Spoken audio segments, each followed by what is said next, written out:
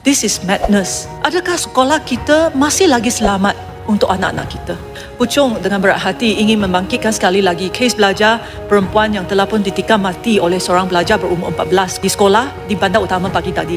Insiden ini berlaku hanya seminggu selepas insiden gang rape yang berlaku di satu sekolah lagi di Melaka.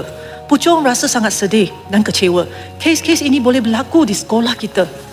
Datuk Yang di-Pertua Jawatan Kuasa Pilihan Wanita, Kanak-kanak dan Pembangunan Masyarakat telah pun putuskan untuk memanggil KPM dan PDRM untuk pendengaran JKP, dan selepas itu kami akan membentangkan penyata tentang keselamatan di sekolah di bawah KPM di Dewan Yang Mulia ini, dan harap Datuk Yang di-Pertua Tan Sri boleh bagi kita lurang untuk bahas penyata ini.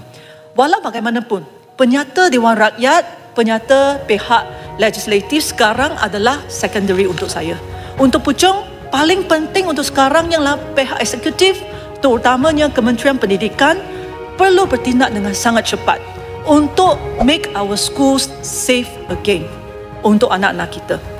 Heads must roll untuk kejadian-kejadian besar seperti ini. Kita tidak boleh lagi sangat lenient untuk pegawai-pegawai ataupun siapa yang terlibat dalam kes-kes jenayah ini, kerana apa yang akan berlaku ialah anak-anak kita yang akan cedera dan ada yang akan mati. Dan saya sangat berharap bahawa pihak Kementerian Pendidikan akan bagi penerangan yang lebih teliti kepada Dewan Yang Mulia ini untuk kita lontarkan cadangan kita juga kepada pihak eksekutif.